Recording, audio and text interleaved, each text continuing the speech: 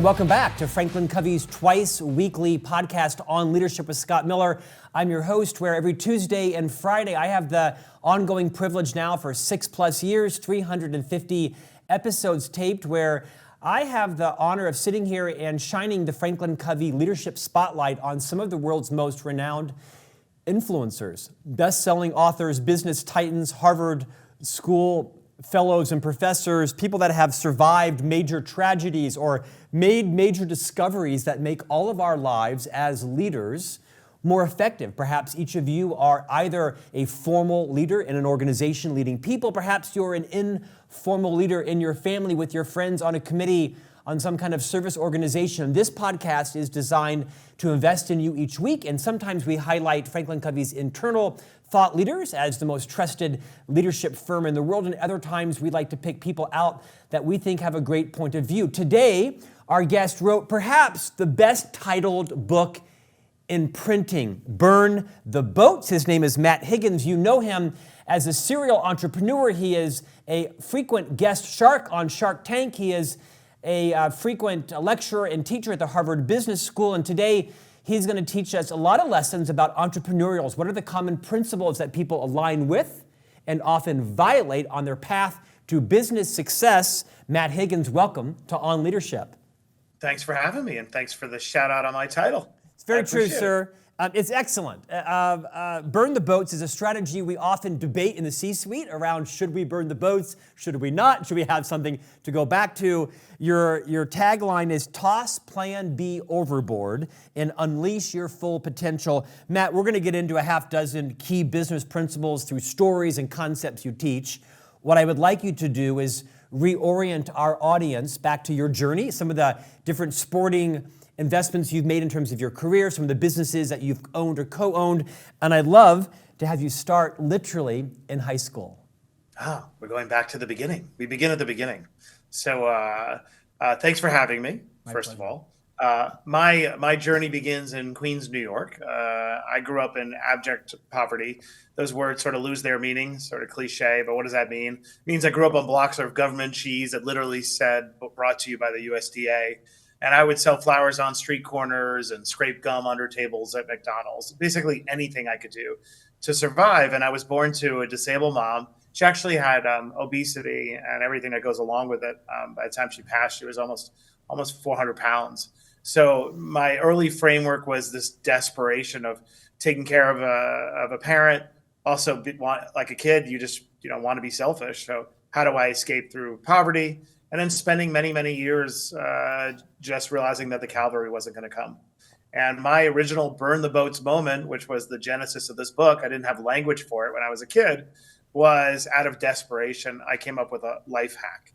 And that hack was, if you drop out of high school and crush your GED, it's usually an oxymoron. You don't think of GED and crushing it as a high school dropout. But if you do well enough, you can convert your GED score into a GPA. And that was my insight. I decided this was what I was going to do. It was going to enable me to get a job as a college student and make, $8 an hour instead of $3.75 at McDonald's. And then when I went to my guidance counselor and everyone else, they said, you're absolutely crazy and you're going to be a loser for your whole life. And the burn the boats moment isn't the decision to drop out. It's the decision to ensure that I can't retreat from it. And I decided I failed every single class in high school except for typing, which proved useful writing this book, because I realized that this is such an audacious plan that everybody is rejecting, that if I give myself any retreat and if I don't sabotage it, I won't go through with it. And that is what I did. I failed every single class. And then when the moment came, I thought, what the hell am I doing? But I went through with it. I took my GED. I entered college at 16. And I went to my prom on the debate team with a 3.5 GPA. And the rest was easy. No, not quite that simple. But that was the beginning of my burn the boats philosophy. Matt, it's, I think, so vulnerable of you to talk about that, because so many people will watch and listen to these podcasts, and we see everybody at the pinnacle of success often, but we don't relate often or appreciate the fact that everyone's got a journey and a story, and not everybody came out of Princeton, not everybody came out of Harvard. You have a remarkable career that's beyond your early struggle, you might say, academically. Would you take a few minutes and talk about some of the roles you've played on major sports teams and what you're doing now with your company? Yeah, what was fascinating about this hack, which I didn't know it at the time, but I feel like I tapped into the factory settings in that compounding. Warren Buffett talks about compounding as the most important financial principle, which it is, but compound is actually even more impactful with your career. Because I dropped out of high school, started college at 16, I pulled forward all my professional accomplishments by like 15%. And it allowed more time for me to reap exponential rewards. So I started as a newspaper reporter for the Queens Tribune and was nominated for a Pulitzer Prize by the time I was 20 years old. I ended up working for the mayor and actually left twice when I didn't get what I wanted. And by the time I was 26, I became the youngest press secretary in history. So I went from making $375 an hour at 16 to $100,000 a year by 26. Unfortunately, my mom passed away that morning, which proves the cavalry is not coming, and that shaped a lot of my worldview. But because I started so early, I've been able to have this, fantastical career. I ended up running the New York Jets, oversaw the business of the team. I ended up overseeing the redevelopment of the World Trade Center site after 9/11. I was chief operating officer. I partnered up with Stephen Ross at the Miami Dolphins and became vice chair, overseeing the business of the team and minority owner. And I put together this consumer portfolio of great brands. And if you were to tie it all together, like how does this all hang? I've always been a builder and an architect in chaos. And when you're a CEO of a startup or a founder of a startup, there's no template. My whole life came with no template, starting from that little kid sitting on the steps of Cardozo High School. So I began to turn that into an advantage. And so I tend to be very comfortable in environments of chaos where it's not quite sure what we're going to do. And the connective tissue of every Forrest Gump-like move I've made throughout my career is this idea of self-sabotage and putting myself in situations where I don't have all the answers figured out. The cavalry is not coming. What a great phrase for every entrepreneur, business leader, parent, spouse out there. Matt, I'm going to jump into some of your business principles. First, you write about an app you have, I think either on your watch or on your phone, that gives you a reminder several times daily. It's kind of haunted me since I read that line in your book. Not the first time I had heard of it, but would you remind our listeners and viewers why and what is happening to you 5 times a day? Yeah, I mean, look, my whole book is a little bit of an inside joke in my head because this phrase burn the boats is so bombastic. And we relate to it often in society. We can do a little history lesson later, but as this idea of like burn the boats to hell with everyone. And what I tried to set out to do with this book is actually appropriate this phrase that goes back to the beginning of recorded history and appropriate it on behalf of the anxiety-laden, the risk-adverse, all those people who, like me, struggle with legacy issues. In my case, it was the legacy of poverty and anxiety. And getting to this idea of We Croak, this app, I'm a cancer survivor. I had testicular cancer when I was 32 years old. Finally, I had achieved some stability in my life. I'm running the New York Jets, got a big contract, have a 3-month-old baby boy, healing has begun. And then I get diagnosed with testicular cancer and your whole life flashes before you. However, I remember when I was at Sloan Kettering, all the things that keep me awake at night, all this anxiety that I carried faded away because none of it held up against the juxtaposition and the prospect of imminent death. And I was like, why is it that this almost brings a version of peace that I can't access day to day when I'm, enmeshed in the grind, right? When everything seems so important, but when I'm actually facing that I might die, I also realized what is important. And then when it was over and I didn't die and I ended up in remission, I sort of lost touch with this freedom that came with being in touch with my own mortality. And I started researching, how do I capture that? And in Bhutan, they think about death 5 times a day. They're the happiest people on the world. I don't know how we know this, but I just take it as true. They're very happy. And I start saying, that's what I need to do. I need to reconnect my mortality every day. So when something overwhelms me and overtakes me and I can't manage my anxiety, I tap into it. And it does the opposite of what people think. You may be listening to this and, oh my God, I don't want to think about death because you think you're going to be afraid. It does the opposite. It liberates you from the minutia that doesn't really matter. And it enables you to focus on what you care the most about, which is your family, children, love, and not performing well on a podcast. No disrespect, Scott. I really want to crush this interview. But in the scheme of me dying, it doesn't matter.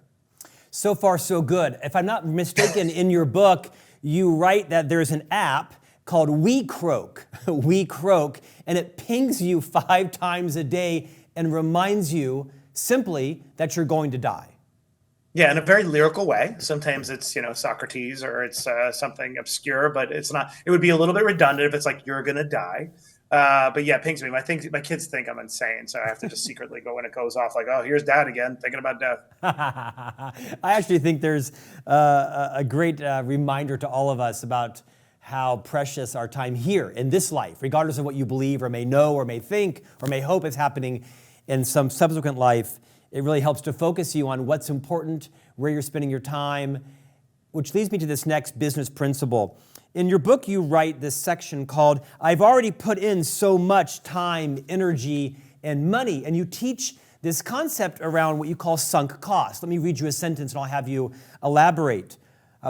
What you do now ought to be what's best for you going forward, not to justify what happened in the past. I'm guessing everyone can relate to this, especially entrepreneurs who have mortgaged their home, taken loans from their family. They've got enormous stress trying to build their dream, people with a side hustle, and maybe their ego is tied to their original idea or to being right or proving others wrong.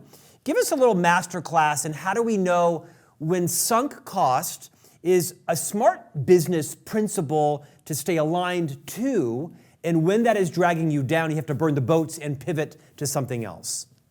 Wow, great question. I wrote a lot of what I wrote in this book as somewhat of a confessional, because I find when you achieve a certain station in life, people talk about failure, but they summarize it. They don't really illustrate it, because the reality is most people want to look as if everything's in the rearview mirror. I attempted with my book to demonstrate that success happens in spite of, not because of. When you see the finished product, like, oh, you're successful because you're a natural orator or you have money. And what I tried to do with the book is actually show all the things that I had to surmount, my own quote unquote deficiencies, in order to get where I got. So one of the reasons why I think people struggle with sunk cost is because they're embarrassed to look flaky. And so they have this invisible rule that says consistency is everything. And Emerson actually talks about consistency as the hobgoblin of fools, which I totally agree with. And so I wanted to demonstrate in this book all the differing meandering paths that I took to get to where I am and my comfort with walking away. So for example, I have a very expensive piece of wallpaper on my wall. It's called the law degree. It was $250,000. And when I graduated school, I was supposed to start at Skadden Arps, one of the top law firms. And yet I was working in the government. And by the time I graduated law school, I was making more than I would have made as a first-year lawyer. So what did I do? I handed back the advance, and I never even took the bar exam because I didn't want to be tempted, no disrespect to lawyers out there, to ever be a lawyer. And now someone say, oh my God, that's such a waste. It's not a waste. I oversee lawyers all the time. I oversee a ton of them. I do lots of different deals. I understand when I'm being ripped off with the bill, but I didn't feel the need to be a lawyer. And I think when I talk to young people and I get these gut-wrenching DMs and say, I'm living someone else's life. I was like, well, whose life is it? It's dad's life. Dad thought I should be an accountant, but what I really wanted to do was be an artist, but I needed to give his approval. So now I've taken 4 years to get this accounting degree and I hate it. And I think we all need permission to realize there are no wasted experiences in life. You'll figure out how to extract value. And don't worry about being a flake, because most people just aren't acknowledging their meandering route. They're airbrushing it for Instagram. So I tried to take the airbrush off and show all the crazy ways in which my life has taken these detours. And I am always able to extract more value from an experience than I invested, because that's my mindset. Matt, beautifully said. One of our previous guests, a friend of mine, is Stedman Graham. Most people know him as an entrepreneur, philanthropist, very strong into urban youth leadership development, and I think the 3+ decade partner of Oprah Winfrey. Stedman writes a lot about identity, several books on that, and he says most of us are still living, fulfilling the identity somebody else put on us, typically our parents, and he's, like you, passionate about creating your own identity and aligning with that. Let's talk about crickets. I think I even saw this episode. In your book, you talk about, I think it was probably a shark experience, but I'd love to have you talk about it. There's a quote that you said, the right time to jump ship isn't when all hope is lost. It's often much, much earlier than that. The right time to take a leap is as soon as you see something better. Now, I'd like to challenge that and have you prove your point, because I think that could be misinterpreted as for multi-passionate people who perhaps don't have natural focus or natural disciplined thought or action, that they might end up bailing too soon or looking at the shiny or squirrel, as it may be known in, the attention deficit language. How do you know when to double down and when, to quote you, leap as soon as you see something better? And maybe you tie that to the cricket scenario or not. Yeah, I think this is a retort to those who feel the pressure to stay consistent because they're going to look flaky. So that's number one. It's granting permission to move on to the next thing. But you have to counterbalance that with, if you are, as my boss says, my partner says, don't be a grasshopper, that if you jump from thing to thing, the problem is you will lose your own self-respect, right? Because you will leave so many people disappointed. You'll leave people feeling like you don't honor your word. And you'll also deny yourself the benefit of reaping the returns because you didn't allow it to play out. So what is the right frame of mind, in my opinion? Accept the fact that the joy of living is in the striving, that we are all about perpetual pursuit because we're always trying to touch the ceiling of our own potential. And the only way to do that is to keep expanding. The second point is it's about leverage. The moment when you're going to be most effective at securing what you want is when you have a degree of leverage because you have a great job or you're on the right path. That is when you have the most opportunities. Whereas when everything has been decimated and you don't have leverage, you're not going to be as effective and in securing what you want. So this isn't a recipe for ADD and indulging every impulse. It's permission to allow yourself to move on, to level up. And I find it's not that most people struggle actually with how to rein in their passion because they're jumping from one thing to the next. I think the vast majority of people are actually not wired that way. They're wired to stay put because they are worried about sunk cost. They are worried about being judged by somebody else. They are worried about seeking someone else's approval. So this is meant to say it's okay that you desire to constantly pursue perpetual growth. That's how humans are most satisfied. And the way to have a governor on the engine is to ensure that you're not leaving in your wake half-finished projects everywhere, because that'll eventually erode your self-respect. Matt, as a guest shark on the Shark Tank, you obviously have invested in a lot of businesses. You've passed on some, you've gotten deep into some that you've invested in to help make them successful. I'm sure not all of them have been blockbusters. Are there some commonalities that you would say, hey, listen up, anybody with a dream, a side hustle, a startup, a project that is incubating in your head, and you're not quite sure what mistakes to avoid or where to put your time, are there maybe 2 or 3 principles of success that you would remind everybody, if you do these couple of things, it's going to give you a head start, it's going to accelerate your likelihood of success? Yeah, I love this question. Number one, you burn the boats for goals, not for tactics. When people question the book or makes them feel uncomfortable, like that sounds like a recipe for doing the same thing over and over again. Try harder does not mean try same. It means try different. And I find when a lot of entrepreneurs are failing, it's because they are applying blind persistence to something that obviously isn't working. And they fail to zoom out and say, wait, what was my goal in launching this product? Most people, when they launch a product or a business, the product or the business itself is not the goal. It's a means to an end. And the end is freedom. The end is making sure your kids never have to experience what I did, eating government cheese or getting evicted in tenant court. That's the goal. That's the thing you've burned the boats for. So if you say very focused on, okay, what's my goal? You'll be very comfortable iterating, killing your own bad ideas like I am, because you know it doesn't matter. That's not your goal anyway. So that's one. Shark Tank, and this applies to anybody out there, I find the majority of people who go on Shark Tank are going in pursuit of salvation.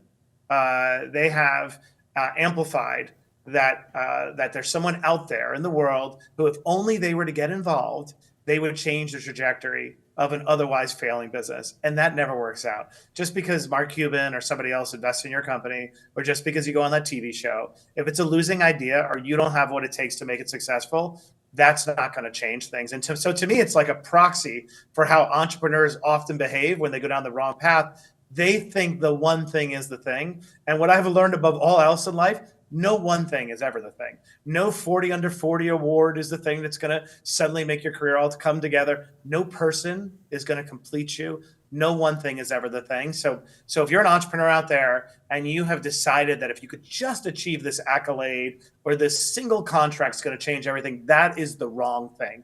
You're focused on the wrong thing. And if you go back and look at all the episodes of Shark Tank, I would say more than half the people are on there because they're hoping to enlist someone else in a rescue mission. And as we started this conversation, the cavalry is never coming. Matt, let's take that deeper, because I'd like you to get granular on what are some of the mindsets, the behaviors, the disciplines, the practices, the routines, the habits that successful business leaders have. So would you maybe just rewind in your head of all the people that you've either seen on Shark Tank or you've invested in independently? Yeah, give us some, they do what? What are the things they do on a routine basis that separates them from the other 95% that fail? Yes. So this is less routine, more abstract, but it's a principle and a value. The number one commonality I see amongst very successful people, let's leave aside the Elon Musk of the world, who create reality distortion fields around them. But for the rest of us, mere mortals, the number one quality I see in common is over-indexing on self-awareness. That they manage to cultivate a blend of confidence and humility that unlocks self-awareness. Now, we tend to think these words are mutually exclusive, confidence and humility, but actually it's not true. Confidence enables you to look within and not be afraid what you're going to find. The greatest arbitrage anywhere is not at the shelves of Barnes & Noble. It's within you. It's whatever it is that makes you unable to handle conflict with your employees and fire that toxic employee, or makes you afraid to pivot, whatever it is. It's having the confidence to look within and the humility to acknowledge that I'm failing so that you could make that pivot. And so the unlock for all of that is self-awareness. When I see great CEOs and I say, oh, this person's going to figure it out, it's because they over-index on self-awareness. So now you may say, well, Matt, but how do you cultivate self-awareness in a leader? And here's my tactic. And I do this with everybody, founders, or I do this with employees. I overshare. I take risks. I share something that feels embarrassing or uncomfortable. And by doing that, I create space for vulnerability. I'm modeling what that looks like. And when you do that, you're giving a gift to the recipient, because they're like, wait, you just share the fact that you have one testicle and what you had to go through getting testosterone shots your whole life. I'm just randomly picking up a previously embarrassing detail of my life. When you do that, the other person takes the first step too, and now you're creating a culture of self-awareness. So I hope that's not too abstract, but I do think, as the Italians say, the fish rots from the head. So I tend to focus a lot on psychology, because I think that's more of an unlock than taking ice cold plunges every day at 5 a.m, like Instagram would tell you to do. I think psychology is way more important than particular habits. Oh, it's not abstract. Much of our audience is wondering which testicle were you left with. So you gave a very clear visual there. By the way, it's a very uncomfortable question, but it is the right one. No, the right one is the prosthetic. I don't want to know that. You have a prosthetic testicle. Okay. No, right. Okay. See you. Now we're oversharing. Now it's burned in my psyche forever. Hey, one last thing for your audience. I'm not wearing them right now, unfortunately, but I got dog tags made after I went through this journey of, like, this is pretty emasculating, at least at 32 years old. And I'm like, what's this going to do for my life? And I ended up becoming unable to have any more kids. And I know all these male identity issues. And then I had this epiphany when I was at a group session at Sloan Kettering. And I was talking to these other men, and they were talking about how, they just feel uncomfortable from a body standpoint. I'm like, well, I never found it to be the most flattering part of my anatomy anyway, and I can't relate. And I started thinking in one group session, I'm probably the only guy in the United States that has a GD, a JD, and one testicle. I am one of one. And I was like, and for whatever reason, that made me feel special and exceptional. And I realized exceptional comes in all sorts of ways that make us differentiated. So I had dog tags made, which I still wear all the time, which say half the balls, twice the man.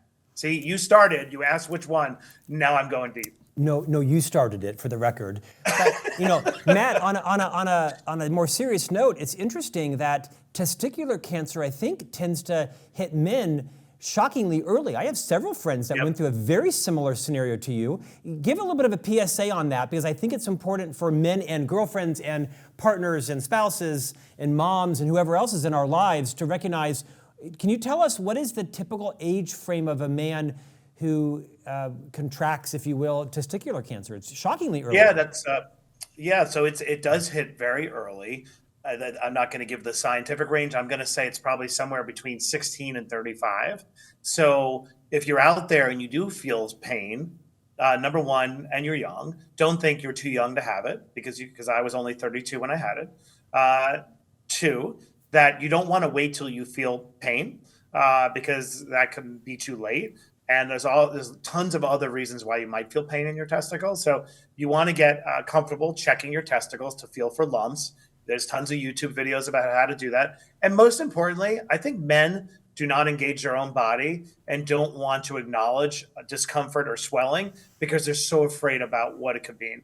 Testicular cancer is one of the most treatable, survivable cancers out there. The survival rate is something like 97% when it's caught early. So it's not something to be afraid of. It's something to deal with. And I had testicular cancer. I lost my right testicle. I have gone on to have an amazing life. I have testosterone shots every day. I could lift 8,000 pounds. I could save you if you were in a burning car. I could probably lift it with one arm. And it's all because I had that. So all kidding aside, don't be afraid to check. If you feel anything wrong, you go to the doctor. They'll give you a sonogram. Most likely, it's something totally unrelated to testicular cancer. But if God forbid it is, it's very, very treatable. There are only 7,000 cases a year, and most survive. Matt, for you, was it a self-check or it was actually pain in that area? It was pain. I just had a baby, and technically that's not true. I mean, let's just clarify. I mean, yeah, no, that's fair. I shared in the having of the baby. I think it was. I participated. You helped create a baby, just to be clear. Okay. I did. Whatever. Yes, exactly. I helped birth a child into the world without actually delivering it, and so I had a pain in my right testicle, and I kept ignoring it. Like, come on, it can't be. And then I went in. And within 48 hours, I was going under the knife. Wow. And that was when I had that feeling, what I call zero time. I'd be like, wait, now I'm not so interested in townhomes in Brooklyn Heights anymore. It doesn't really matter.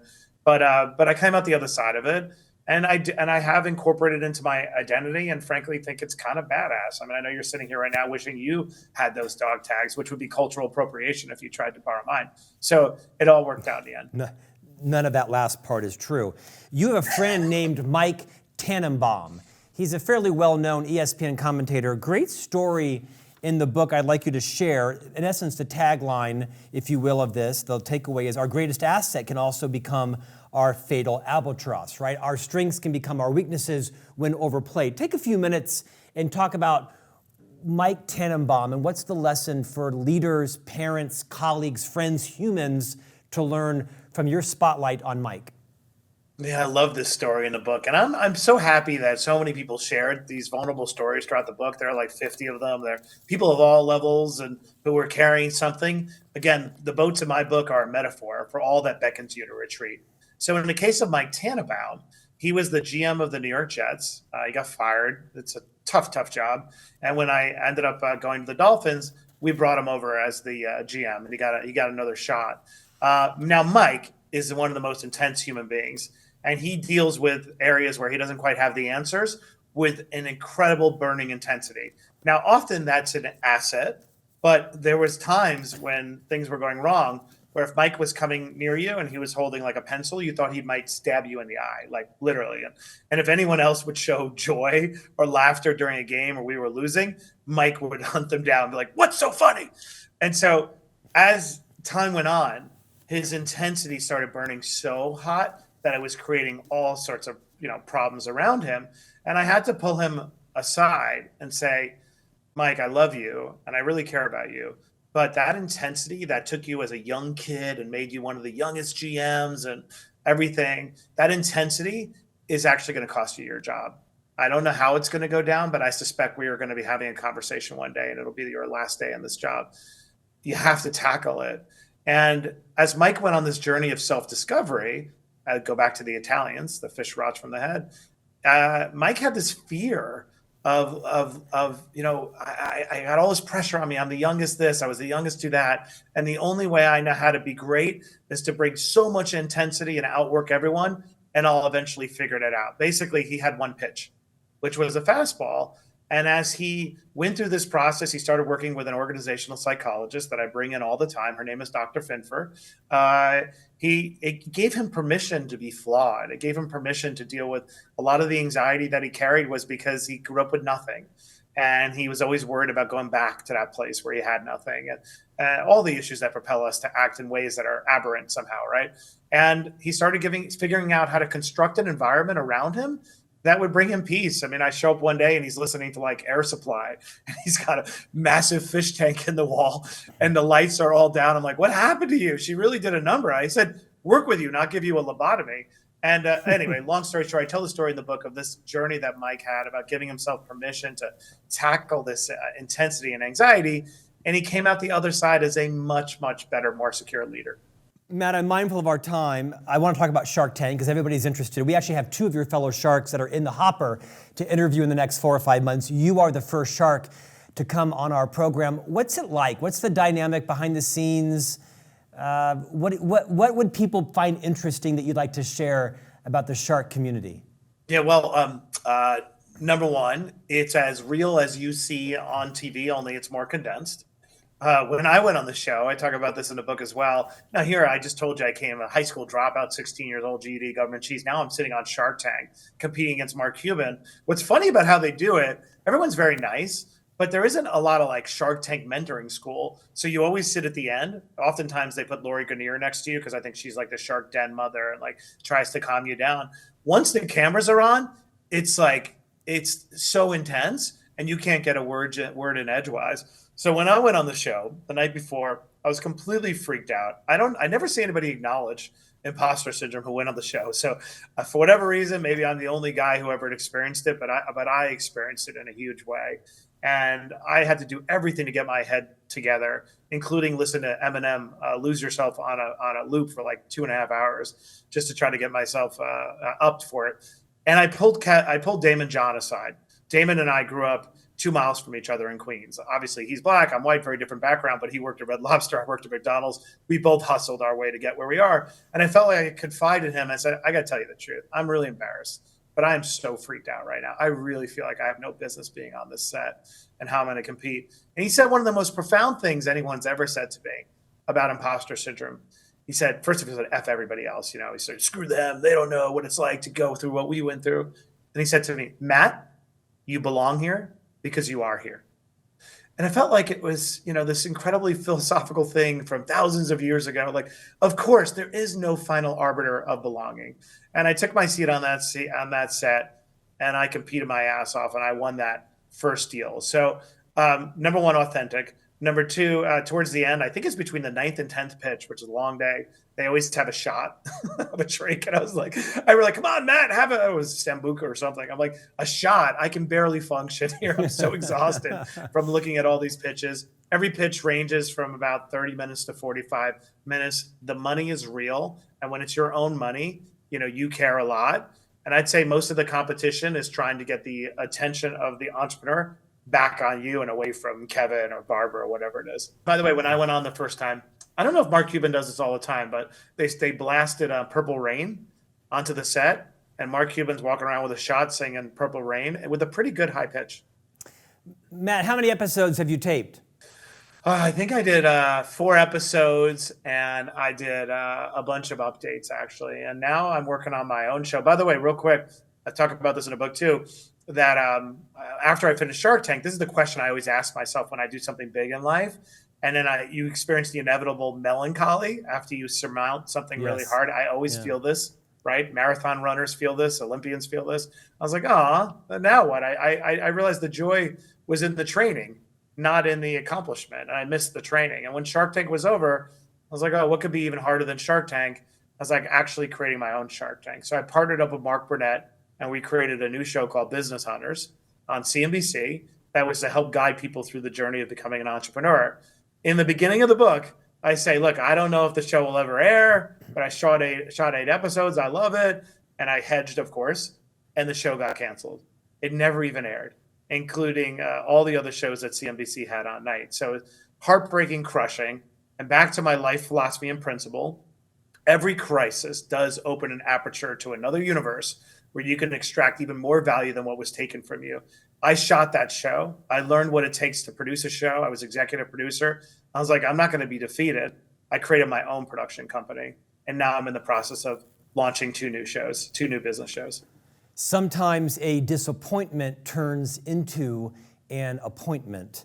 The book is Burn the Boats, Toss Plan B Overboard, and Unleash Your Full Potential. Matt Higgins, thanks for joining us today. You were a class act. Appreciate your vulnerability and your insights on entrepreneurship, on leadership, and really just how to live your life to the fullest, because we're all going to die. And you're told that five times a day. Thank you, everybody. I appreciate it. Make sure you DM me after you read it. Let me know what you think, and I'll get back to you. Thank you, Matt. And we'll see you back here next week for a new conversation on leadership.